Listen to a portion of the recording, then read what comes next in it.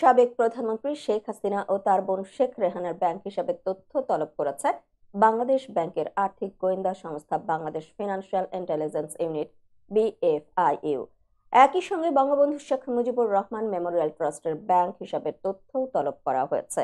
সোমবার দেশের ব্যাংক ও আর্থিক প্রতিষ্ঠানের কাছে এ সংক্রান্ত নির্দেশনা পাঠিয়ে অ্যাকাউন্টের তথ্য তলব করেছে। একই সঙ্গে চৌধুরী জাফরুল্লাহ সারাফাত, তার ভাই চৌধুরী হাবিবুল্লাহ সারাফাত ও ডালিয়া চৌধুরীর হিসাবের তথ্য চাওয়া হয়েছে।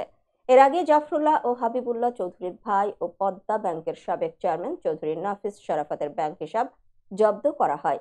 লেনদেন তলব করার এই নির্দেশের ক্ষেত্রে মানি লন্ডারিং প্রতিরোধ বিধিমালা সংশ্লিষ্ট ধারা প্রযোজ্য হবে বলে বিএফআইইউ এর চিঠিতে বলা হয়েছে। চিঠিতে তলব করা ব্যক্তির নাম, জাতীয় পরিচয়পত্রের তথ্য দেওয়া হয়েছে।